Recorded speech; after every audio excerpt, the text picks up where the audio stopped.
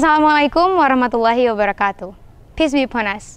In the name of Allah, the Beneficent, the Merciful, the Lord of the world, the Master of the day after, who gave us chance to feel and feel this holy month, the month of Dakwah, Ramadan al-Karim.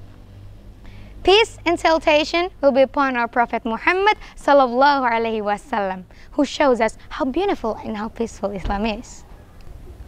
I wish we always in Allah's mercy, especially for the younger generation of Muslim and Muslimah, the younger generation who will raise up the spirit of dakwah in Indonesia, the spirit of dakwah, as Sunan Kalijaga with his puppet, Sunan Bonang with his song Tombati, and also Sheikhah Rahma El Yunusia with her struggle for Islamic education for women.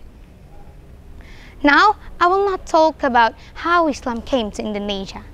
I will not talk about historical figures during the spice trade, because I know right now I'm not sitting in the classroom opening a history book.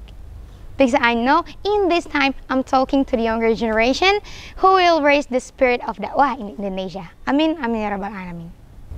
First, let me ask you, have you ever read a history book then you thought about how Islam can spread in Indonesia quickly?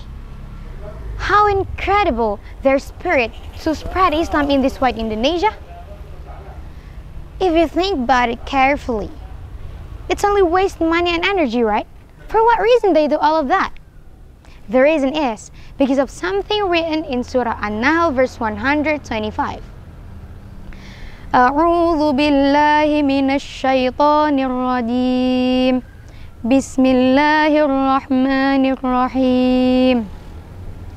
Ud'u ila sabili rabbika bil hikmati wal mau'izatil hasanah wajadilhum billati hiya ahsan inna rabbaka huwa a'lamu biman dhalla an sabilihi wa huwa a'lamu bil muhtadin.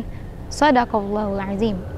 Which means, call people to the way of your God with wisdom and good instruction, and argue them in a good way. Indeed, your God knows best who has strayed up from his way, and he knows who are guided. So it can be concluded that it's obligated for all of Muslims without any exception to call people to the right path, namely by da'wah. Allah never forced us to da'wah by crossing the ocean, splitting the forest, no. Da'wah is not just about leading ta'lim assemblies, reading arguments in public, no. Allah never limits the way of da'wah. According to the history, Sunan Kalijaga spread Islam with his puppets. If I was there, to be honest, I would never realize Islam can be spread through wayang performances. It's a brilliant idea how Islam accepts easily. So the key is creativity and the spirit. Da'wah with song, da'wah with theater, and as many young people doing right now, like creating content on social media, it's also namely by da'wah. Even if you do good things, then people around you inspired to do that good things, it also namely by da'wah. Allah promised two privileges for people who do da'wah. What is it? First, Allah promised eternal rewards for people who do da'wah. Eternal, namely amal jariyah.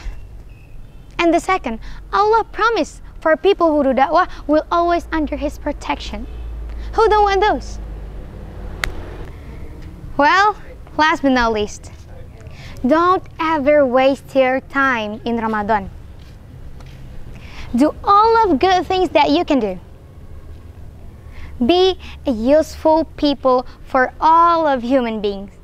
And for the last, enjoy your Ramadan. Thank you so much. And finally I say, Assalamualaikum warahmatullahi wabarakatuh.